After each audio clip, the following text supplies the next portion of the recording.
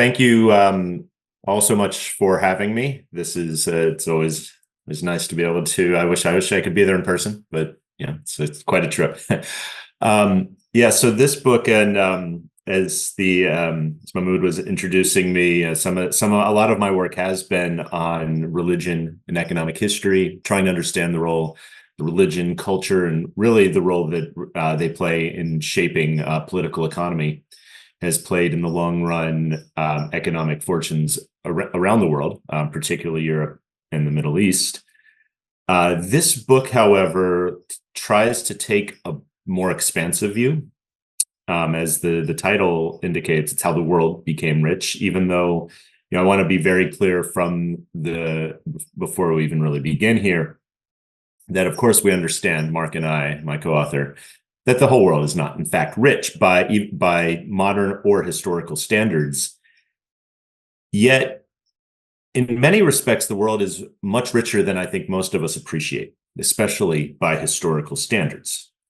So that's where we begin. We ask, we ask this question: is the world in fact rich?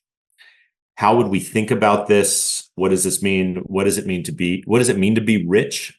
And to be clear, we all are going to have different ideas of what it means to be rich. What we mean by this question is, are we reasonable, or is a large fraction of the world reasonably well off relative to our ancestors? And the answer is clearly yes. By practically any metric, and I'll show you a few in a second, the world is much better off than it has been in any time in human history. And this is not just a quote unquote West thing or even East Asia, it's large parts of the world. So to give you an example of what we're talking about, in 1800, Great Britain was the wealthiest country in the world. By per capita GDP standards, but by several other standards as well that we would consider important for human flourishing. All we do in this map is say, look at the GDP per capita of the world, of country by country today, relative to per capita GDP, income per person, in Great Britain, the wealthiest country in the world in 1800. As you can see from this map, with the exception of some countries in sub-Saharan Africa and a few others, Afghanistan, North Korea, Nepal, every country in the world practically has higher per capita income than the wealthiest country did just 200 years ago. Well, you might say, well, it's 200 years. A lot happens in 200 years. That's of course all true, but in the grand scheme of things, 200 years is not that long. So to move from a state where almost every country in the world has higher income per person than what the wealthiest country was 200 years ago. And to be clear, this is Great Britain during its industrialization, as wages are starting to rise, as per capita income is really starting to rise. This is a massive human achievement. Now, to be very clear, Mark and I fully understand that there is still a very, very long way to go. And even per capita income doesn't tell us hardly anything. There's plenty of, even in the countries that are the lighter shade of gray, plenty of very, very poor people. And the way we think about it, though, is not that we should ignore that, but it's the exact opposite. Understanding where wealth came from is the best way to understand how to reduce the plight of those that remain poor. Not just in the darkly shaded countries where average income is quite low, but in countries that recently have become moved beyond that point. We see here, if we want to take a slightly higher metric, to say, all right, well, when did per capita GDP reach, say, $10 a day? Now, it is kind of widely thought that $3 to $4 a day in US dollars, 2018, so this is before a recent bout of inflation, $3 to $4 a day was about what was needed to maintain an extremely low level, essentially to live. Getting above that threshold and actually getting somewhat comfortably above that threshold is incredibly important for human welfare. So this idea, the idea we're trying to put forth here, and I think most development economists would agree, is that moving from, say, $3 to $4 a day to somewhere around $10 to $15 a day is vastly more important for human flourishing than moving from, say, $15 a day to $100 a day. Yes, I mean, when we think about what moving to $100 a day, that gives you a lot more comforts, of course. But it's really that movement away from absolute abject poverty that is the most concern here. And as you can see from this figure, a lot of countries are not just close to that precipice of $3 a day, they've actually moved well beyond. And this is what we mean by the world being rich. It's not just about the way we think about wealth. So I live in the city of Los Angeles. There is a lot of wealth around me. That's very different than what we're talking about. We're talking about movements away from not just this, what we're calling $3, $4 a day, but to be clear, $3 to $4 a day is by far what most people have lived on throughout human history. This is something moving away from this in anything but just the elites, essentially. So, most societies had some elites who were not living on $3 to $4 a day. They took most of the rents from society, used them for some purpose, whether they be political, religious, military, whatever. And most of the rest of society lived at subsistence or around subsistence. This is something that in the last, we'll call it 200 years, but for most of the world, it's been the last century, has been a fundamental change. And in fact, in many countries, it's been within our lifetimes. This is something that we strive to understand. This is what this book tries to help us understand how this process changed. And I think we see the historical origins of this no better than in this figure, which is, among the most famous figures in all of economics. It's one that we reproduce. They call it a hockey stick graph, at least in North America, because it kind of looks like a hockey stick on its side. It's flat, flat, flat, flat, and then it sharply starts to move up in certain parts of the world beginning in the 19th century and in more or less every part of the world in the 20th century. This is per capita income. For most of human history, no matter what part of the world you're talking about, per capita income, again, is right around $1,000, right around $3 a day, maybe a little less, maybe a little more.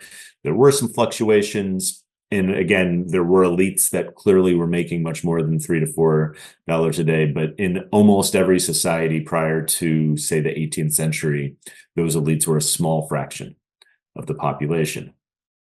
Something happened beginning in the 18th century, and it does begin in Britain. So we are going to have to explain Britain in this book. But more generally, we want to understand where this comes from, why this happened, and what it means for the 20th and 21st century. So what we do is we say, all right, there are several reasons that the literature, not just us. So Mark and I have written on this. The introduction, noted that I had a book that came out in 2017 that really looked at the intersection between the religious and the political, which is something we do discuss. But there's been a lot of different explanations for why what we call the world has become rich. And to kind of give away what the main theme of the book is, or the main argument rather of the book is that there's no one explanation. So we go through 5 sets of explanations. Tell them to you now. So the first one, and I'll explain a couple of the insights, are geographical explanations. So whether the climate, whether a country's an island, has access to fresh water, things like this, or oil, minerals. Has some explanatory power. It also can't explain other things, so, as I'll discuss. Another one that we discuss are institutions, so political institutions. How are you in an autocracy, a democracy, things like that, or legal or religious institutions. These are all things that the Nobel Prize-winning economist Douglas North calls the rules of the game. We find these to be incredibly important, but in and of themselves cannot explain everything. For example, democracy works differently in different societies. Market economies work differently in different societies. Why is that? So we seek another explanation. So the next chapter is on culture.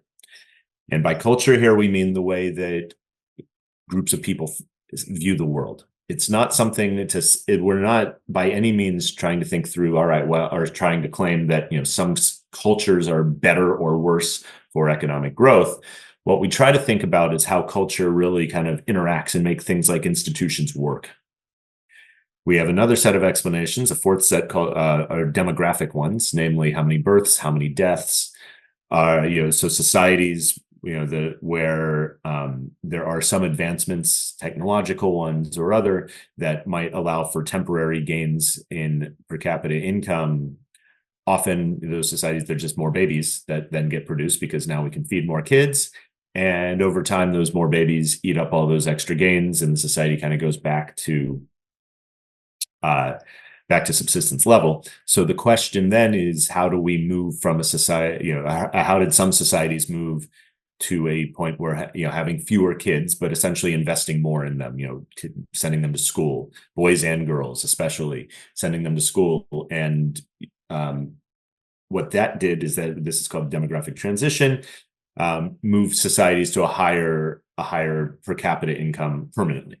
So we're trying to, this is a whole series of explanations that try to explain this. The final one is colonization that we go through. So in Northwestern Europe in particular, or really Western Europe, a few countries colonized large parts of the world. And as these set of explanations goes, exploited the resources, both in terms of people, slaves in particular, but, natural resources, cheap labor, things like that. And this was what allowed things like industrialization to occur. So what we do is we take these 5 explanations and try to just lay them out. And this is what I'll do for you here at the beginning of this talk. And then we try to think about, well, how does it explain what happened? How does it explain what happened in Britain? And then how does it explain how the fruits of industrialization spread to certain parts of the world? And what I noted just a couple minutes ago is what we make the argument for is that there's no silver bullet. You can't just have good institutions. You can't just have a culture that supports growth. You can't just move to a different demographic path or have a certain type of colonial history. All of these things interact with each other. History is messy. There's, in every historical case, so, country by country, society by society, institutions work differently. They work differently for a whole host of reasons. There's different countries have different geographical endowments. They have different cultural histories. And it's really understanding the history of each society that is going to allow us to know what matters. Now, on the other hand, this doesn't mean that we're fruitless to just throw up our hands up and say, well, we don't know what makes certain societies wealthy. We can learn from the past. We can learn under what conditions certain things have worked and what conditions they haven't. Now, again, conditions are going to be different in the 21st century, and we just have to be cognizant of that. So I'll take you through this and say, well, let's start with geography. So we asked this question. This is the question, the title of this chapter. Did some societies win the geographic lottery? And then just to give you an idea, I'm not going to take you, 45 minutes to take you through an entire book. I'm not going to take you through everything, but I'm going to, for the most part, take you through some figures that I think give an overview of the type of thing we're talking about. And for the most part, these first few chapters were really leaning heavily on others' work to formulate a broader corpus of insight. So when we say, did geography lead to some countries becoming wealthy and others not? A great example of this is disease environment. There are some parts of the world where the disease environment is particularly harsh.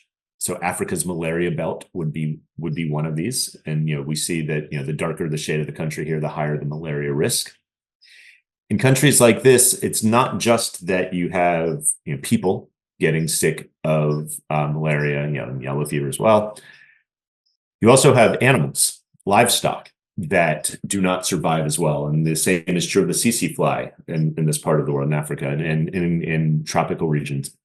In general, that in livestock farming, both for pasture, and as well as for the products that they make, both meat and dairy, have been shown in other contexts to be incredibly important to having healthy societies. And it's really hard to have a large base of workers, a large, strong labor force, and particularly, probably even more, and not probably, certainly more important, a large set of people who could possibly be innovators if they are not healthy, or they have lack certain levels of nutrition. We know both from the medical literature, but also increasingly the economics literature, the economics of health, that early childhood development, the types of proteins one gets, the types of health, nutrition, nutrients that one gets as a child is really important for brain growth. And as we'll see when we get to how Britain became wealthy, innovation is by far the most important thing. So having a healthy set of people is incredibly important for this. And in places where there is, in this case, disease environment, that's just less likely to happen, both because of the diseases themselves, but also because in those places, they really have to trade for the types of proteins that many of the world takes for granted. Now, another kind of probably the most famous geographic hypothesis is attributed to Jared Diamond, another Jared, who, among many things, so his most famous book is by far is Guns, Germs, and Steel, won the Pulitzer Prize in the late 90s. His one of the keys to his argument, he says, he tries to understand. He takes a different tact on the question, which I like his framing of the question. It's not so much why Europe versus South Asia, Europe versus the Middle East. It's why Eurasia and not the Americas, which I think until he posed the question this way, a lot of people that were working on this type of work were not really thinking about that. The Americas, obviously until European intrusion into the Americas had more or less no contact with the rest of the world. And by most metrics, even though there were some very advanced civilizations in the Americas, was behind certainly Eurasia on pretty much any type of economic metric. And what Diamond argues, among other things, is that the shape of continents matters. What he notes is that, as you can see in this figure here, the Americas have a northwest axis. Really, so does sub-Saharan Africa. The Sahara is more or less east-west. So north of the Sahara on the Mediterranean is east-west. But everything else in Africa is north-south. Now, Eurasia is more or less east-west. Why does this matter? Well, when you have similar latitudes, people can spread much more easily, and crops can spread, and livestock can spread because there's very similar climatic conditions. This matters for two things, two related things. One is the spread of ideas. As people spread, those ideas spread.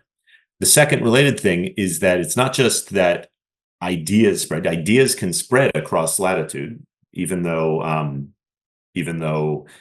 people are less incentivized to move when you're dealing with very different climatic conditions. But one thing that is much more likely to happen over the same latitude is the spread of crops. There's certain types of climatic conditions that just are better for certain types of crops. So you're more likely to see the spread of things like crops across Eurasia, and a lot of this does happen. We know this. There's a lot of crops are coming, especially from the Middle East, moving east and west. Then there's a lot of ideas moving from east to west, especially in that period between about 500 and 1000 or 1500 CE. Most of European technologies are coming from the east. But this is all, according to Diamond, again, possible because more likely because Eurasia has an east-west gradient. All right, so this is purely a geographic explanation. And we see that there is some evidence for this. So this is the technological adoption levels in 1500, more or less just after contact between Europe and the Americas. As you see here, the darker the shade is, the higher the level of technology adoption. Eurasia is more or less at the frontier. So the top 25% of adoption is more or less all in Eurasia and North Africa, which is more or less part of this Eurasian connection by its connection through the Mediterranean. Everywhere else in the world has lower technology adoption, to the point where the Americas, with the exception of really, I guess this is the Aztec Empire, has some level of technology. The rest have very, very low technology. So this is, and same with sub-Saharan Africa. This is just, again, support for this idea. All right, so those are some examples of geographic explanations. We then say, all right, well, could it be institutions? And to give you an idea of what we mean by institutions, there's economic institutions, there's political institutions, legal, religious. They all kind of come together in societies. Nearly every society that's ever existed has some degree of these institutions. Now, the type of economic institutions we think of as being important for economic growth, and there's been a large literature really dating 30, 35 years now at least, looking at the various ways that things like secure and flexible property rights help support economic growth. Mainly, they do things like encourage investment in an enterprise, because if you know that you are going to be able to reap the rewards of your investment, you're much more likely to invest than when you can't.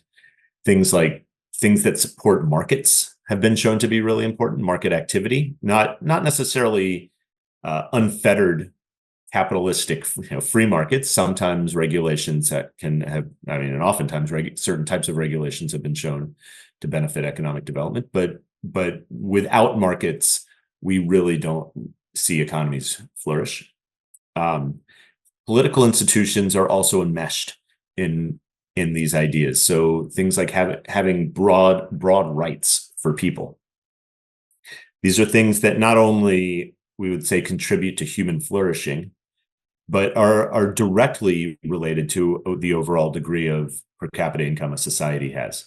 The more rights people have, the more likely they are to take on, maybe new businesses. The more and it's not just, and this is not just rights for the majority; it's rights for the minorities as well. Because then, if we think about, say, laws that prohibit or limit what women can do, well, then that's half your workforce, or half your potential entrepreneurs that don't really have a chance to even begin. Yeah, and then most of the other types of political institutions that have been studied by economists and political scientists look at things like how constrained is executive power. It's another way of saying how autocratic is the rule. Right? Can the people in charge rule without anybody pushing back on them, without any checks or balances on what they can do or not? Typically, in nearly every situation that economists have studied, greater constraints on executive power typically lead, and at least in the long run, to better economic outcomes. Now, just to give you a few ideas, and this is just a correlational graph. This isn't saying anything about causation, even though there have been a lot of studies that do suggest that this relationship is causal. You say something like the rule of law. Now, what the rule of law is, and this is I have up here on the horizontal axis is a rule of law index, is this idea that everyone is subject to the law and is subject to the same law. So when either the judiciary or just the flat out laws of a society treat people differently based on their status, based on some marker, whether it be religious or ethnic or gender, anything like that, that we would consider that a weaker rule of law. And particularly when societies treat elites differently, because this is the one that most often happens, where elites are able to get away with different things than non-elites are. This is a society with relatively weak rule of law. What this figure here shows is that rule of law is strongly and positively correlated. And again, we have plenty of studies that would suggest that this correlation does have some causality to it with per capita income. And this shouldn't be surprising when we think, and just to give you kind of a mental example here, if you're in a society with weak rule of law, and you're unfortunate enough to be on one of those people that is on the bad side of the law, meaning that you don't get special treatment, you're unlikely to really engage in business activity. You're unlikely to start a business. Certainly if you're, even if you're a farmer, you're unlikely to invest in your farm, because the more you invest, the more likely that then somebody's going to come and confiscate your farm or confiscate your business or tax you higher than others are being taxed because they know they can get away with it. These are things that, all right, when you think about that, you just don't invest in the first place. So unsurprisingly, then, I think, if we really think about why the rule of law might affect economic growth, we should think about, stronger rule of law really having a positive effect on per capita GDP. Again, On the other hand, I want to be clear too that, one of the key insights of our book is that this is not everything. Having political institutions that support economic growth is not going to secure economic growth, but it might be necessary for doing so.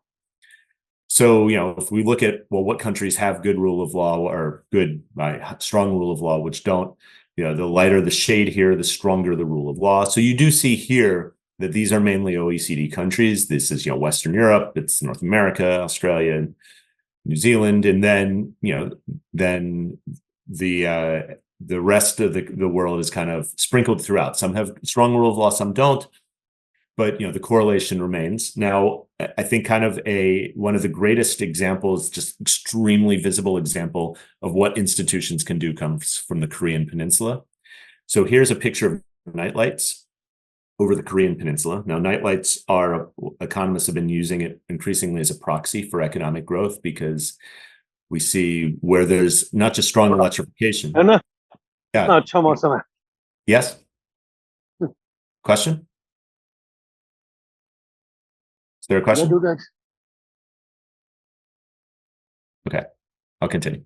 All right, so where there's strong electrification, this means that there's typically a lot of economic activity happening. You have big urban areas typically where you can actually see nightlights from outside of Earth. These are satellites taking pictures.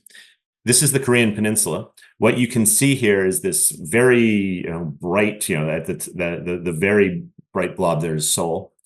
And then what looks like more or less a sea between South Korea and North Korea, between South Korea and China, that area is actually North Korea. There's almost no nightlights in North Korea. What this really means is that there's almost no economic activity, or what we would think of as modern economic activity in North Korea. This is something that was not the case in the 1950s, when, soon after the Korean War, when North Korea and South Korea formally split, they were more or less at the same extremely low levels of per capita income. Over the course of the last few decades of the 20th century and into the 21st century, South Korea has become one of the wealthiest countries in the world. North Korea has stayed one of the poorest. This is something where these countries had pretty similar cultures prior to the split, pretty similar geographic endowments. If anything, North Korea might have a few more natural resources, but their institutions diverged dramatically. North Korea became an autocratic, formally communist country. South Korea, even though it was a dictatorship for some time, including when it started to become wealthy, really opened itself up to world markets. So again, this is an example of institutions probably mattering. Legal origins are another type of thing that has been discussed in this literature, whether a country largely abides by English or French or German, which is predominantly the predominant origins of most legal systems in the world today.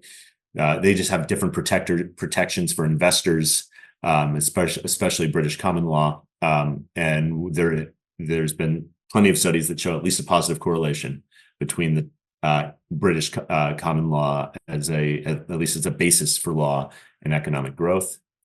Another thing we look at is what was political scientists have put together is called the polity score, which is essentially the range between democratic versus autocratic. The higher the polity score, the more democratic a society is, the lower, the more autocratic it is. And again, as you see here, it's kind of the usual suspects. The wealthiest parts of the world, for the most part, the OECD countries have pretty high polity scores. So again, suggesting that it's possible that there's certainly a connection here. Now, whether it's causal and which way that causal arrow goes, is it good institutions leads to economic growth, or economic growth, once you have economic growth, societies strive for better institutions, is an open question that there has been a lot of research on. All right, so culture is another thing, and in culture, religion would be one of the most important aspects of culture historically. So for instance, this is clearly just a correlational graph. There's been research that has been done to try to understand why we see correlations between different religious faiths spreading, especially monotheistic ones, and economic development. You can see here, you look at Protestant Catholic, there's a slightly positive correlation between where they're found in economic and per capita income, and there's a slight negative correlation between Islam and per capita GDP. This one is not causal, clearly, I think. But this is something that we say, all right, well, if it's not causal, what is driving the correlation? And one thing we'll get to hopefully by the end here is that there are different, what we would call political economies of across the world, but particularly in many Muslim states and relative to Christian or Catholic or Protestant states.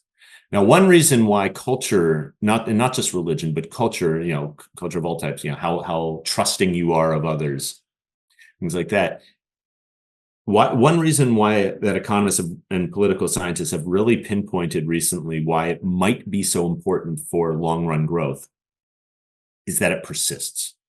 And it sometimes persists well beyond the period when these kind of cultural attributes emerged in the first place. So what we see are, there's what are known as persistence studies.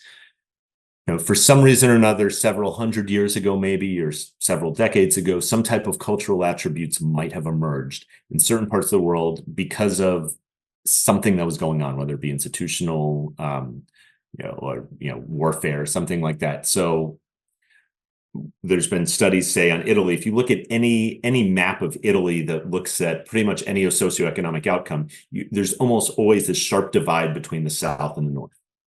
There's been a lot of historical work that has been in trying to explain this. This work by Schultz here that we cite looks at the depth of influence of the church. There's other work that have looked at the depth of influence of Italian city-states. They really they really flourished in the north of Italy and set off this what has been argued to be a culture of individuality. And even though a lot of the reasons why you see cultural differences in the South and North emerged centuries, if not millennia ago, certainly after the fall of the Roman Empire, they still have persistent effects today on how trusting people are, on whether they marry their cousins. And this is something that is a very cultural thing that has been shown to have some economic implications. Now, trust in particular is something we think of as important for nearly any type of economic transaction, is really trust of others. So it's one thing to trust people well or fellow kinsmen, something like that. It's something else to trust, you just have a general trust. If I go to a coffee shop and leave my laptop on the table for a minute or two while I use the restroom, is somebody going to steal it?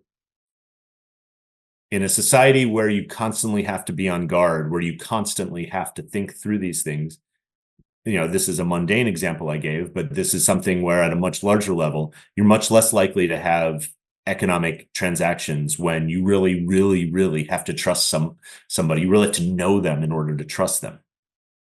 And this is what we see in the data too, that countries that have higher trust typically have higher per capita GDP. So this would be just some examples of cultural traits. Now, moving on to demographic traits, call it fewer babies. Having fewer babies, as I mentioned before, is something that, what is known as been the Malthusian model. I kind of, without using this term, briefly explained it before. Forget the figures here. What the logic of the Malthusian model is that we have this, if the state of nature is being right around subsistence, sometimes we have an innovation. Whether it be a technological innovation, it could be an organizational innovation that allows for higher per capita income. Now, unless those types of innovations are quickly reproducing, or there's a very high rate of innovation, what eventually happens is people say, all right, well, I can afford to feed more children, so I'll have more children. Now, over time, within a generation or two, these, a bunch of people are thinking the same way. They have more kids, and those kids eat up the extra surplus that was gained by this innovation. So what ends up happening, according to the Malthusian model, and to be clear, the Malthusian model actually explains world economic history pretty well up until about 1800 or so. What happens here is that you have these temporary flourishings, and sometimes they can last a century or so, that eventually societies move back down to around subsistence for most of the population, not the elites, but most of the population. What is needed to break out of the Malthusian trap is a high rate of innovation, or a high rate of technological change that essentially outpaces these demographic factors. Or what is needed is what is known as a demographic transition, where now people are no longer interested in just having as many children as they want, but, and this is a terrible term economists use, but they're more interested in the quality rather than the quantity of children. And all that is meant by that is that they have fewer children, but they invest a lot more in those children. And that what that typically means is not having those children work at an early age, but instead sending them to school. And oftentimes sending them to school and really investing in them, leading to higher human capital, which then leads them to be much more productive later in life. And you can see this kind of this relationship throughout most of human history. You know, we have good data in certain parts of Europe, for instance. This just shows you population and wages. As these two things are changing, you know, you get something like, you know, so the dashed line is the population. You can very clearly see the Black Death hitting in the mid 14th century, where you have a massive drop in England's population that leads to a raise in wages. That's something that takes a while for England, not just England, but the rest of Europe and actually the rest of, you know, Eurasia to really repopulate. And in that intervening period, wages remain high. As the population starts to grow again, you know, England is very much still in a Malthusian state at this point. Wages start to drop, right? It's bred that connection between the two. And that's one thing that does clearly happen during industrialization. What we see is happening in Britain is income per capita slowly rises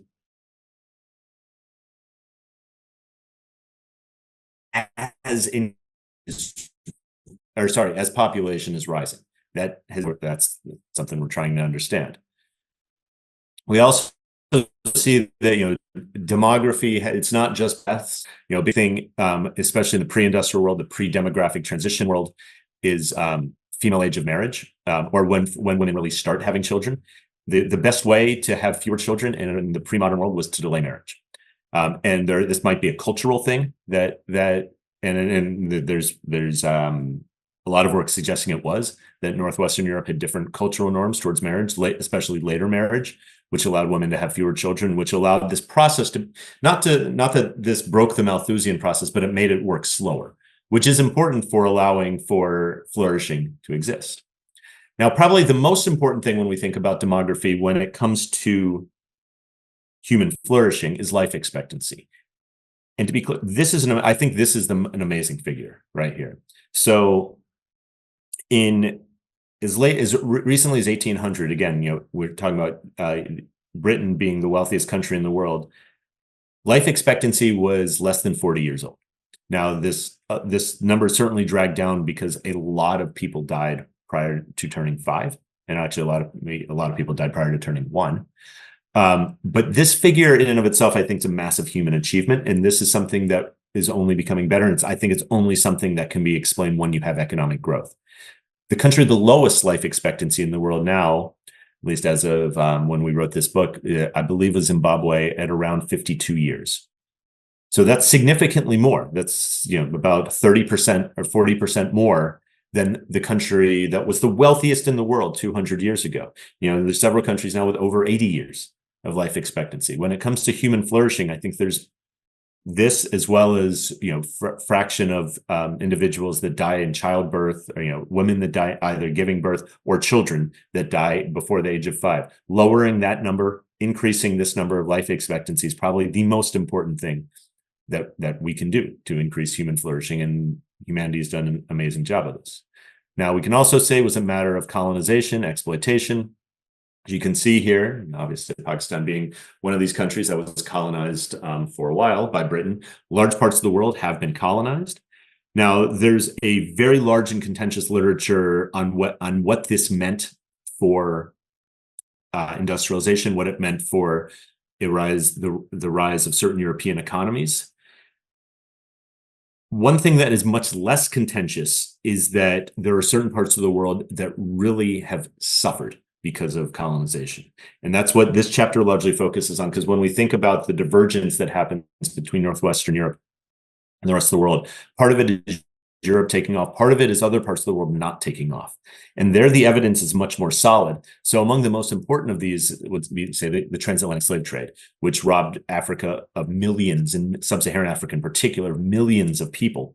And it wasn't actually just the transatlantic slave trade. There were three other slave trades that affected Africa.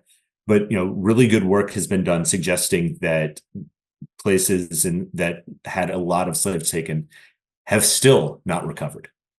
And these places trust each other less, which shouldn't be surprising because the way a lot of slaves were taken were be neighboring groups that would slave raid. And so there's historical reason not to trust your neighbors. This has had an incredibly long and dampening impact on, and this gives you, a correlational figure here. The relationship between human losses in the slave trade and modern per capita GDP. This is just of sub-Saharan Africa. A clear negative correlation, and this correlation becomes even stronger when doing basic econometrics to kind of really try to tease out the causal implications. This is just one example, but I know I'm running low on time, so I'm going to move on to that. This was part one, kind of overviewing the main ideas that have been put forth in the literature for why certain parts of the world became rich. The second part of the book then tries to explain, well, what happened? What did happen when the world started to become rich? Now, the first place you have to look is Britain. This is where the Industrial Revolution took off. This is the first place where what we might think of as a modern economy emerged. And as you can see here, there was a little divergence. So there was a big divergence, this is what this literature calls it, thanks to the work of Ken Pomerantz, between, say, East Asia and really the rest of Eurasia and in parts of Western Europe. And this big divergence really began in the 19th century. There's also a little divergence that begins in Northwestern Europe versus other parts of Europe. You could throw Spain in here. It's not just, so Italy is by far the wealthiest part of Europe as late as, the late medieval period. It starts to decline, as does Spain, as does really the Mediterranean facing countries of Europe in favor of Northwestern Europe. They're really the Atlantic facing Northwestern Europe. All right, so what are some of these preconditions that have been put forth in this literature? There's a lot of them. Some of them are technologically based. Some of them are culturally based, like the Republic of Letters, the Enlightenment. Some of them are economic institutions, markets, trade. Some of them are political institutions.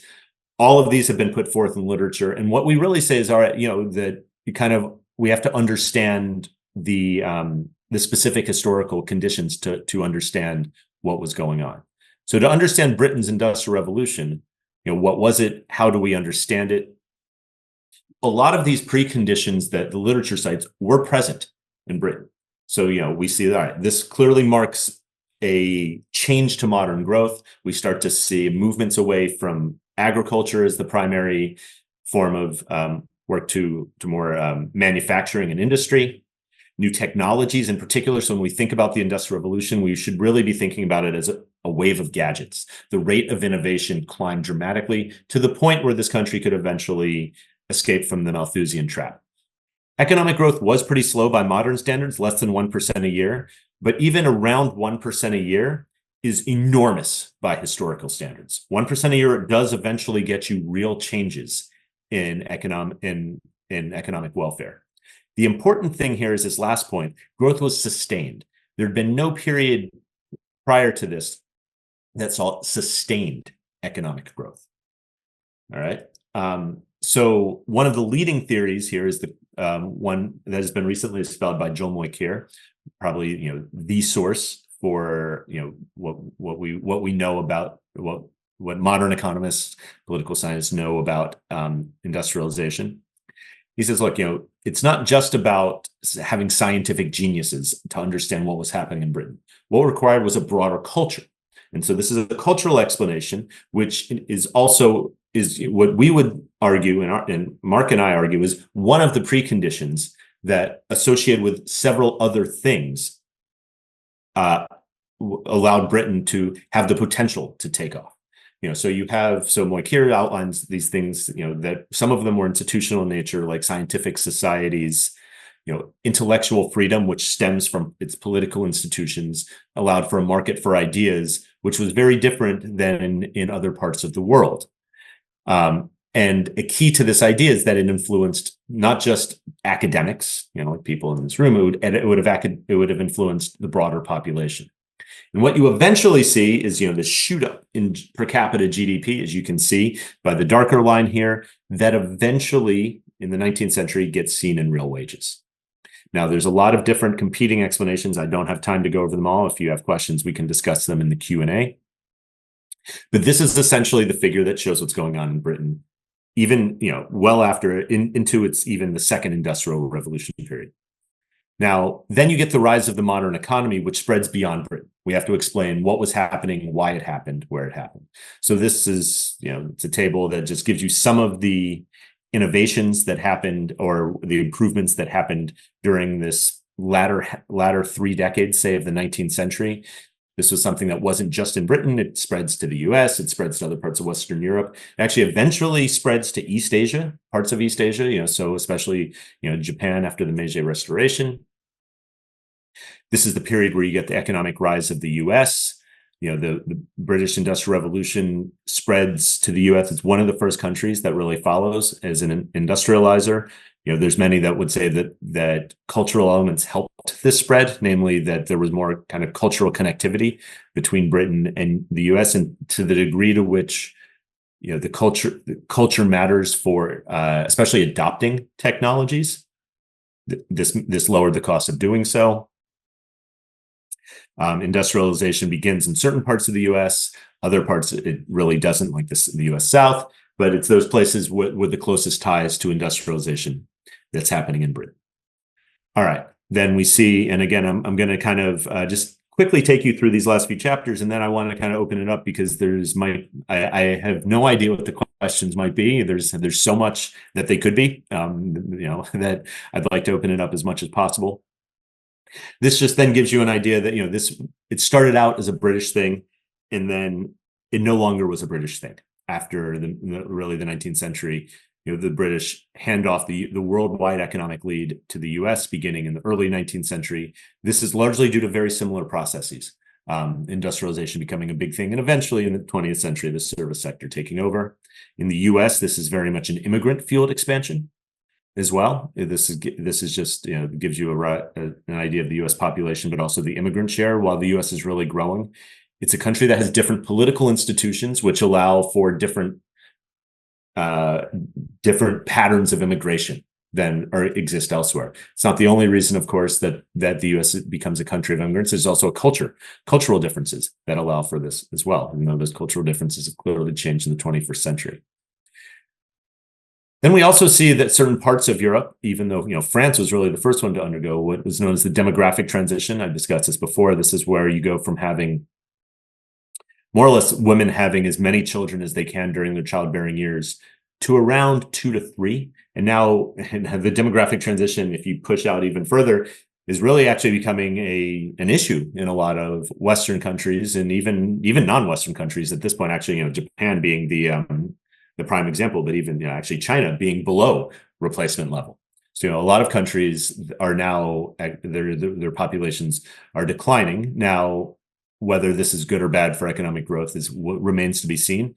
There are theories that go both ways, but I think one thing that is clear is moving away from this kind of equilibrium where we're having 6 or 7 children on average to one where you have many less is good for economic.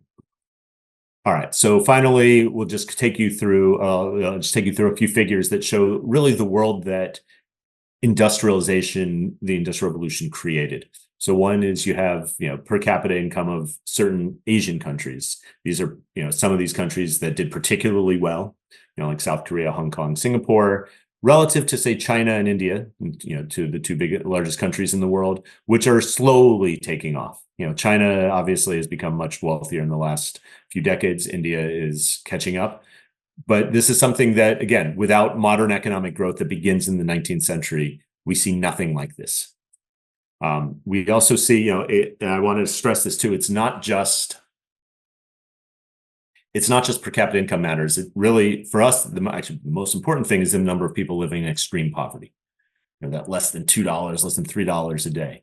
There's a long way to go on this, but the numbers are encouraging. Even in a country like India that is still relatively poor, more and more people are moving away from abject to still being poor, but moving away from having one bad shock being essentially the death of one.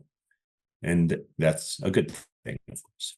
All right. So last few things, we see that this is uneven, and we want to also be clear that this is very uneven. And these things that we pointed to early in the talk, whether it be geography, institutions, culture, help explain the unevenness of how the wealth of industrialization has spread throughout the world. Colonization obviously has played a large role in this as well, right? So this is something, again, if we want to understand specific societies, we need to know the history and the culture and things like that of those societies. We also see, the big one, in terms of really human flourishing that's happened in my lifetime, about 1 billion people living in China have been lifted out of abject poverty to the point where there's a strong middle class where, we're talking about people moving well away from abject poverty. I think I'm going to leave it there.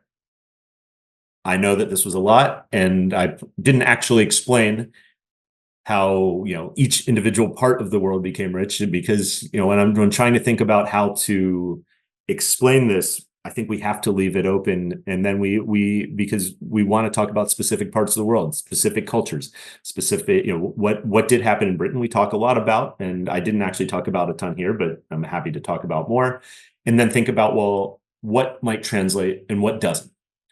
So I will leave it at that. I think let's see. Move around. I don't know how we'll take questions. I know there's hands, but if anybody act as a you can take questions, then we will revert to you. Yeah. Perfect. Yeah, thank you, Professor, for giving a very detailed presentation of the book and explaining the history and the different factors that contribute to the current difference. So when we start very simple growth model, we start discussing that the capital and labor, these are the two main pillars that really explain the growth and the income differences.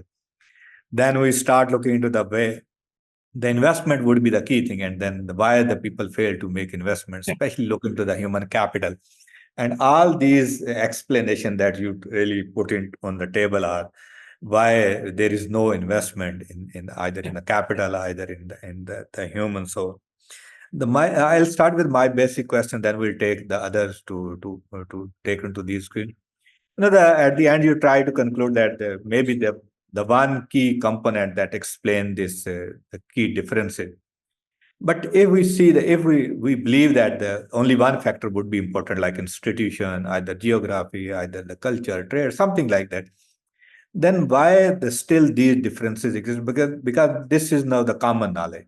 And now the recent thought is try to explain the system approach of all these things, where the different, like the pillar would join each other in terms of explaining the growth pattern. If there is a friction in one node, then probably the system would not work. Then how you see with the system approach would help us in terms of understanding, and where you feel this culture would be the key thing in terms of explaining all these. Another, like the one key question related to this culture and the society, where is the individualism in terms of explaining all these differences? Because when the one country start growing, institution ultimately would be the outcome, something that happened before, and that come from the vision of some sort of a personality that would lead us toward the divine power and something like that. How you respond to these fundamental like ingredient that really help to understand the growth differences? These are a set of great questions. So I think I'll begin by trying to be clear on one thing. We argue kind of for the opposite. We do not argue that there was just one thing. In fact, we argue that there were several things. And in fact, monocausal explanations we view as being very bad, not because they don't have explanatory power, but because the real interest and the real explanatory power comes at the interaction of things. So institutions work differently in some societies than they do in others, and this is because culture interacts with institutions. Sometimes geographic endowments interact with institutions.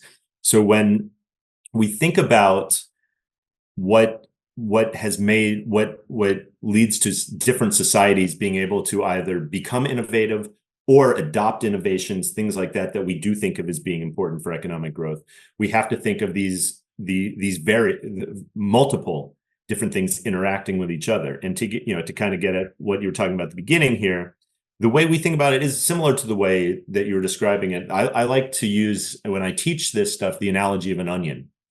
We can think of the outer layer, I call it the onion of economic growth. We can think of the outer layer of the onion of economic growth as things like investment, things like both in capital, human capital, things that are kind of what standard growth models, economic growth models that go back, to Kuznets and, the 1960s, 1970s. These are clearly important to explain on the surface why certain countries have, especially as they're industrializing and investing in manufacturing, grow. It doesn't totally explain a lot of 21st century non-manufacturing growth, but that's a different story. Then we say, all right, what's the onion here? Well, the question then is, if all you need is investment, all you need both in capital, human capital, things like this, why is it different in some societies versus others? Why doesn't every society just do that? So we have to peel the onion back to understand what is different between these societies that leads to those outcomes on the outer layer of the onion. Now, in some cases, it is institutions. And I think political institutions clearly play a big role in understanding why there are different incentives to invest in different countries, both, again, in capital, human capital, things like this, and different incentives to even go to school, things like this. Then the question becomes, well, why do different societies have different institutions? You have to peel back the onion one more layer.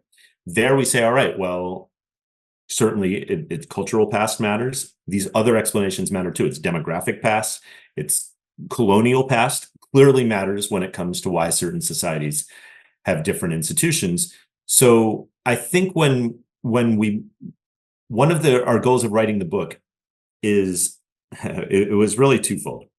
The first was just to kind of give an overview of what social scientists have been doing in the last 2 decades, because this has been a rapidly moving literature, and I think we've learned a lot.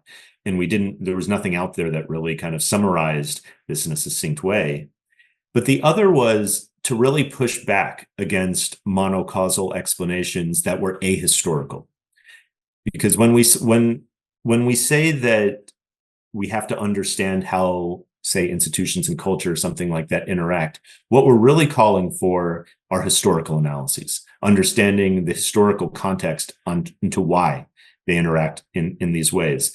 And so I view this as incredibly important for policy as well, when we think about whether it be IMF or World Bank, or frankly, U.S. foreign policy has, I think, been really bad on this in the last couple of decades. You're trying to transplant types of institutions, and particularly political institutions. One thing that I think is very clear from this literature is that political institutions as well act differently in different societies. Democracy can be very fruitful when there are cultural norms that support democracy. Market activity can be very fruitful when there are norms that support market activity. So and a great example of that would be the fall of the Soviet Union. You get these reforms that are meant to support markets. The Soviet Union hadn't seen markets. Russia hadn't seen markets in decades. It had been a centrally planned state.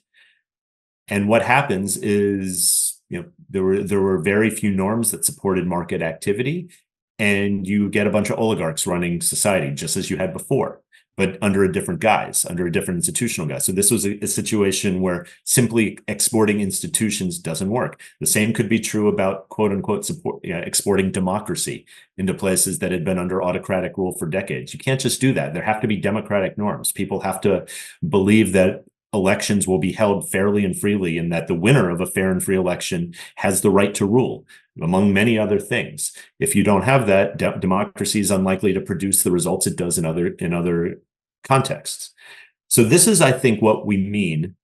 And because we wanted to write a succinct book, we only take a few examples in the book. So, we don't study every society. We do discuss India a little bit, but we don't really discuss Pakistan. Just because there are space constraints, things like that. And neither of us is an expert either. But what we'd like to think is that one could take the insights, as, what has worked and what hasn't in other parts of the world, think about it in the context you're interested in, and really say, all right, well, what we need to do is start by learning the history, knowing the history, to understand what might work and what doesn't. I'm sorry that was kind of a long-winded way to get at some of your question. Hopefully, I answered a good. Yeah, thank you. So now we can take another question. Zubair Abbasi, please go ahead. Yeah, thank you very much. Thank you very much for this very interesting lecture. But actually, I wanted to know something which is by implication of this lecture, which is maybe one of the implications of this lecture.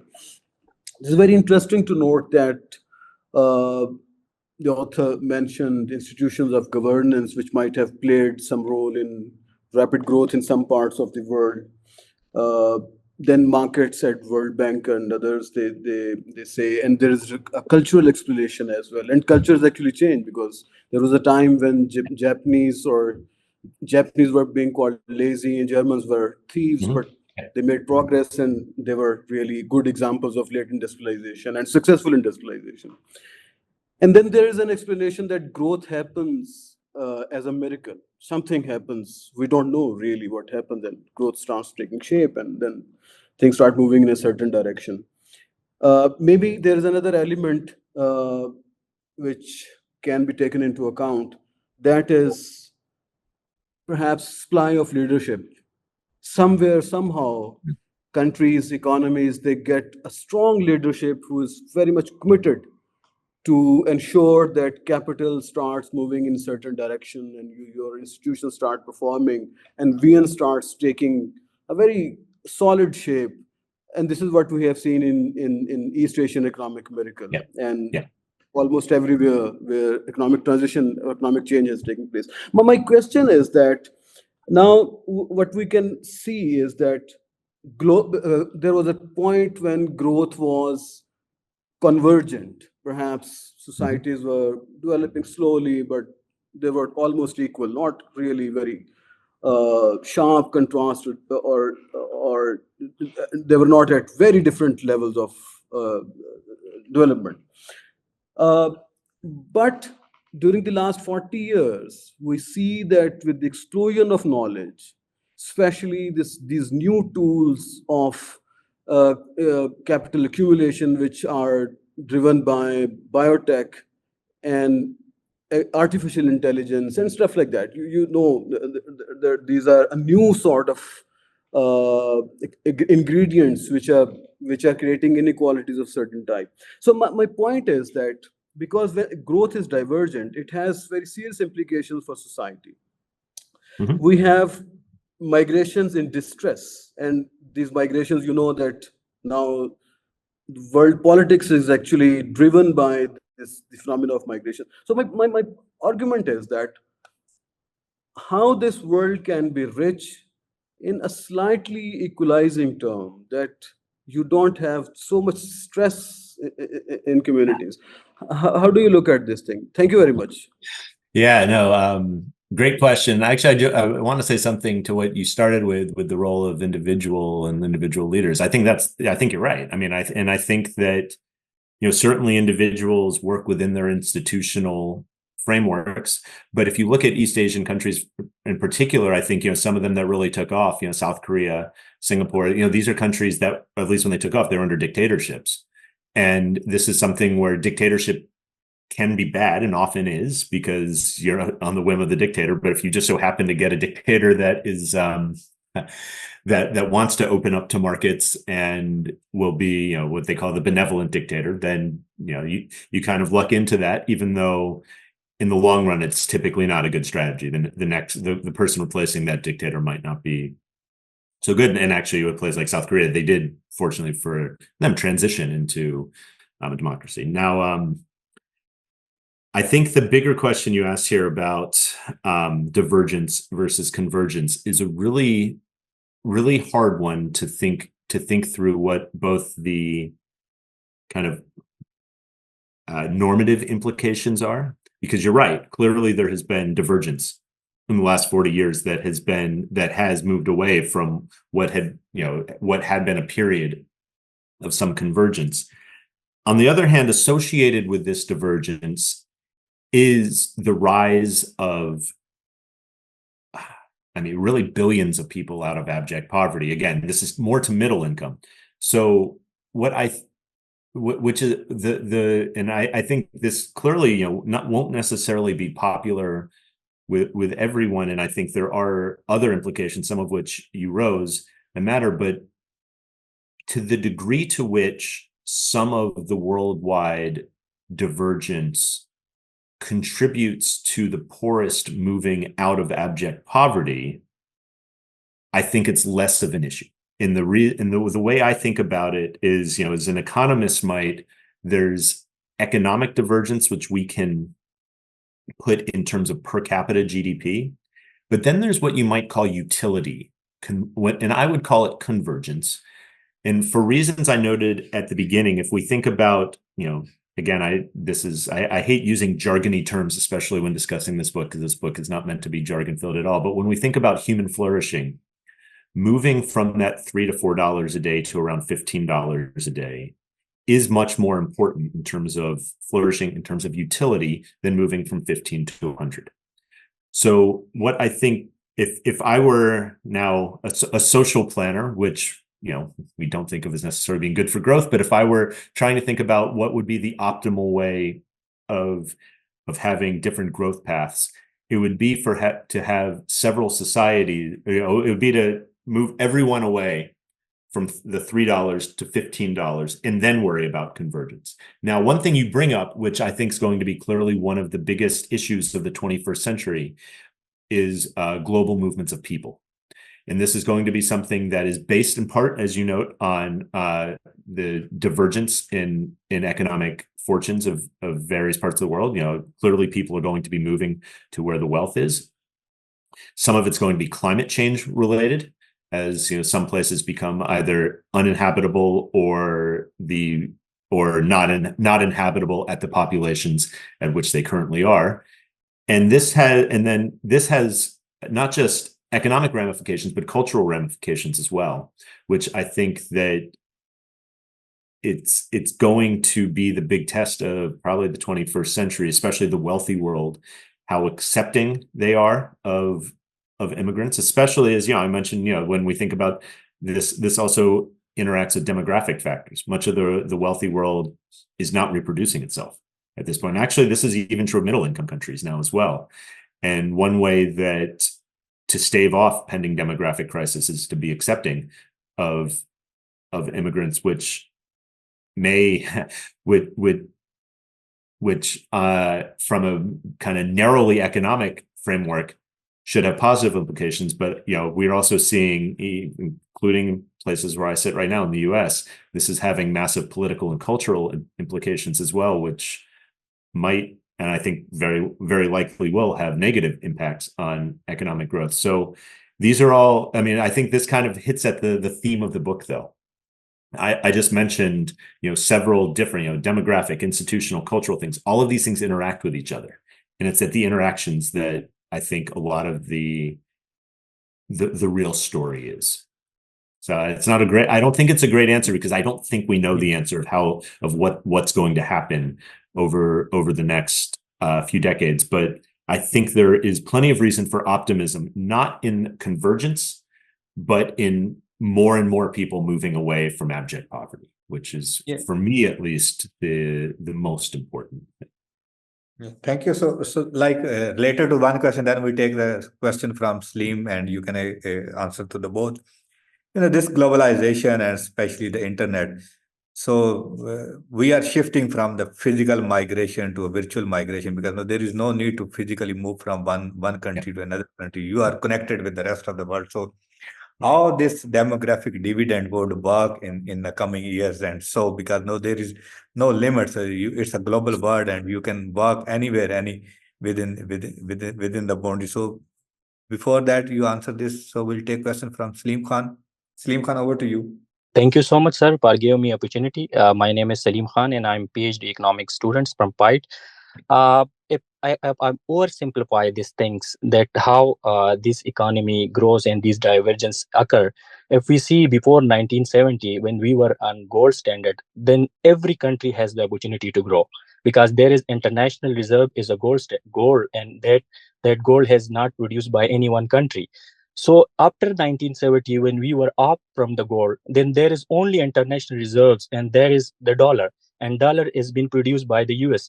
So we have seen that these growth miracle came from these international reserves, which access the country which access these gold, these dollar reserves easily. They grow, and then all other country which have all other ingredient to grow, then they didn't grow. So my question, if I was concluded in some way, that we have seen recently that the country who has access to these dollar reserves easily, they have now the growth is has been slowing down, and there is the only one factor, and that is even US over the time is the total productivity is declining, and that is demography. So if I oversimplify these two ingredients, that the for developing countries, the demography is very much growing, but they didn't have that access to the dollar reserves, so they didn't grow. And for the developed nation, the wealthy nation, now we've seen that China, Taiwan, and every developed countries are facing the decline because of the democratic decline. Their population is growing age. So if we see many things, many ingredients, so we were confused and we didn't see that how we can grow. So I think for going on the dollar reserves for the developing nation like Pakistan, if we get this dollar easily access through financial market or another way, every country can grow, and every growth miracle explain that pattern. So this is my little bit understanding, and I want to comment from you on this thing. Thank you so much. Yeah, thanks. Yeah, I mean, certainly kind of international finance, international monetary policy, it matters. And again, if what we try to do here is really think about underlying causes. So clearly, some of it would be, well, why do some countries have access? Why do others not? This is it's certainly not random. Now, I think several explanations, some of which have been discussed here. Opening up to markets, as you noted as well, there's certainly having access to common currencies really matters. Having access to trade organizations really matters. Things like that. Now, on the other hand, when we think about what was, say, underlying China's growth, this was a small part of it. There's many other things going on, and a big one in China, and one reason why, I mean, I'm actually surprised it's even still growing as fast as it is China had a massive amount of underutilized resources, namely people that were toiling in abject poverty and very poor agricultural conditions. And certainly the same is true of large parts of South Asia today. And given the modern state of technology, it was really just about being able to tap into that technology, which does require access to financial markets, international finance, things like that could use that labor in a much, much more effective way. Now, there are limits to that.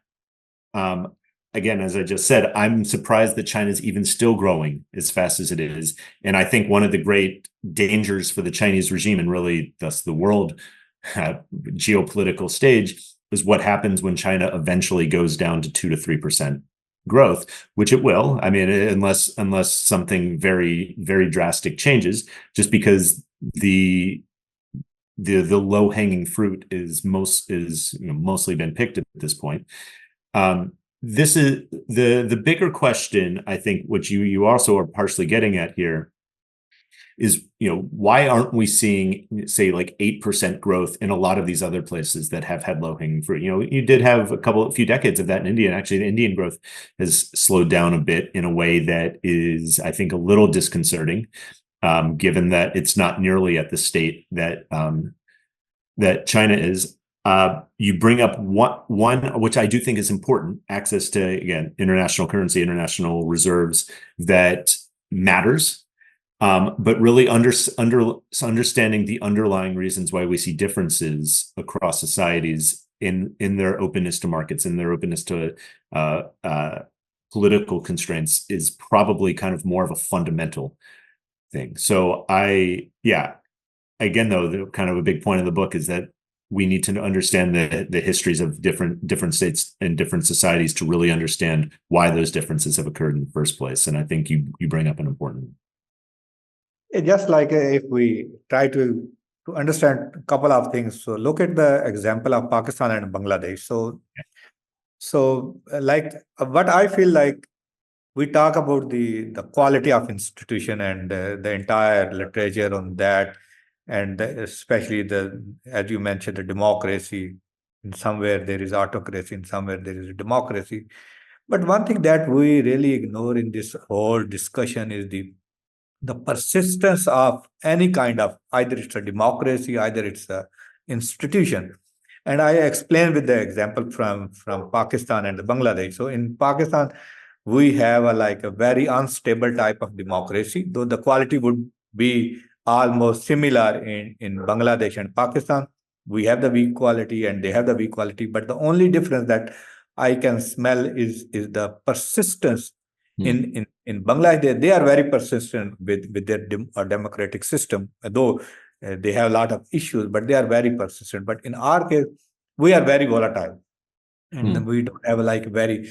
So how you see the quality versus persistence of these factors in terms of explaining those differences? I mean, I think they're immense in terms of the stability of long run growth. Now, I mean, I think China would be clearly an example of a state that has grown without democracy. Democracy is no longer a necessary component of growth. One thing that, again, for better or for worse, and I think for a lot of people it's worse, but for many it's better, is there has been some degree of relative stability, at least in the last 40 years in China, and especially with respect to openness to outside markets. So we should be thinking of all of these things that I've highlighted as important.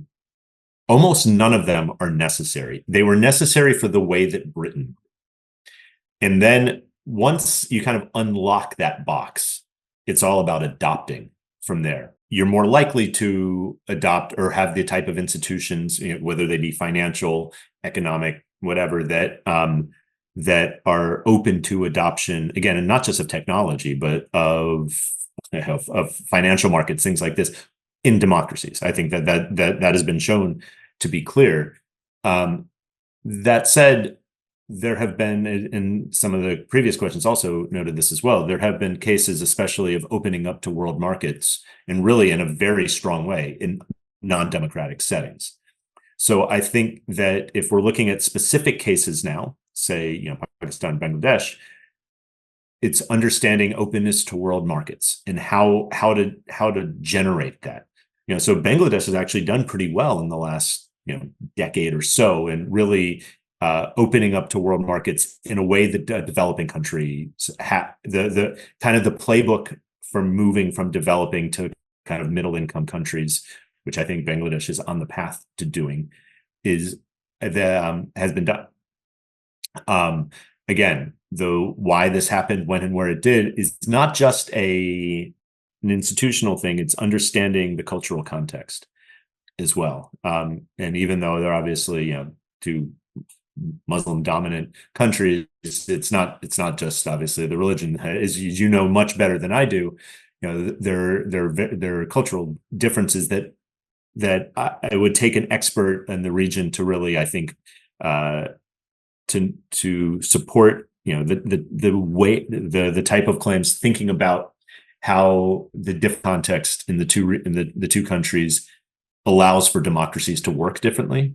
But I think in the end, what really matters then is how those two things interact, kind of these cultural elements that interact with democracy, to opening up to world markets, and really in a way that takes advantage of the comparative advantage that these countries have in particular. So a country like Bangladesh, a huge comparative advantage is lower cost of labor.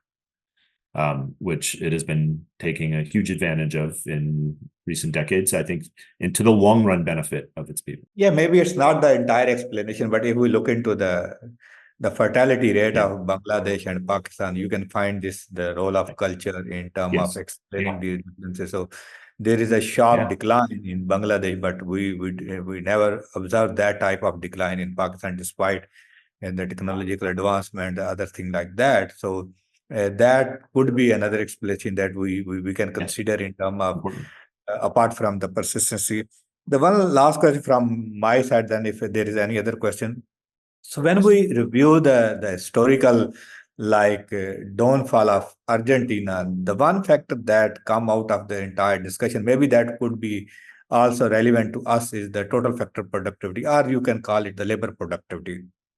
Yeah. Now, the fundamental question is, if we compare with the Europe and the other the Argentina and the Europe, they are almost similar in so many economic indicators. But the major differences that come out of this entire episode of the downfall is the total factor productivity or the labor productivity. How you see the history would tell us about this concept of total factor productivity, because this is one of the concern related to us as well, that if we compare ourselves with even the Bangladesh, even with the China, our like the labor productivity is much lower than to the other people. Because that, do you feel that the same ingredient is responsible of this total factor productivity, just like the growth, or you can find some sort of a different explanation for these total factor productivity concepts? Yeah, no, and certainly, I mean, so when we think of, going back to the onion analogy, total factor productivity is absolutely one of those outside layer things. The more productive the workforce is, but also that capital is, the more the greater the country will grow. That's the correlation is extremely strong there, and you're right. That's how we should be thinking about it. Now, when we think about it, really beginning in the late 19th century and certainly 20th and 21st centuries, there's two primary features that feed into TFP, the total factor productivity. One is the technological base of society. The other is the level of human capital that individuals have. And then we say, all right, let's peel back the onion one layer. How do we get a better educated society? How do we get more? We don't even need, the great thing about this industrial takeoff is you no longer need to be the innovator. You can just adopt. And that's really what the playbook for moving to a relatively poor country to even middle income, and certainly then to wealthy country, is to begin by adopting and then slowly becoming an innovator yourself. Like South Korea would be the perfect example of this. This has happened in the last 70 years. Now it's one of the world's leading innovators. Among the more important things, though, is human capital, and that's having a society that has relatively high human capital is both a cultural thing and it's an institutional thing. The cultural one's harder to change, and it's certainly harder to legislate. Having a society which is actually in large parts of South Asia is actually quite true, that it's a society, the societies typically lean more towards valuing education. There's been several economic historians that have viewed this kind of apathy towards education, or actually, going back, if you look at the ancient Romans, for instance, there's kind of this counterfactual, why didn't industrialization take off in Rome? And one of the big explanations, which I think it has a lot of explanatory power, is cultural. Say, well, in ancient Rome, once one became wealthy, the way one gained social prestige was to move to a villa in the countryside and not work, not gain education. Things like education, hard work were not valued. So on the cultural side, valuing education is something that, again, from a policy perspective, is kind of hard, because this is something that is typically not legislated. It's something that starts from the ground up. Now, one way that over time, even though not in the short run, a society can gain these cultural values is by supplying education, by supplying schools that are free, that that are accepting boys, not just boys and girls, but minorities, ethnic, religious, whatever minorities, and in doing so, kind of help cultivate a change in culture that understands that, or that appreciates education, in part just because it has economic benefits. Now, this is something that is really hard to do from a policy perspective. Now, the other way, not just supplying schools, is by making it in parents' best interest to send their children to school, and not just when they're really young, but through high school, through age 17, 18. That can be very costly, because those, of course, in large parts of the world, children at that age still can produce quite a bit for their families. I think that's the key, is gaining the cultural changes, human capital changes, that eventually, as long as the society is also open to markets, will allow those societies to gain, as you mentioned, TFP growth is by far, total factor productivity, the productivity of the labor force. In the modern world, we don't have a productive labor force that's uneducated. And this is where the story of history diverges a little bit from what's happened in the 20th century. In the 19th century, most of even the English labor force didn't have a very high level of education. They had a high enough level of education to be literate, which did differentiate it from large parts of the world, but certainly not the way we'd think about it today. In today's world, that's very different. The types of technologies that we have today require education.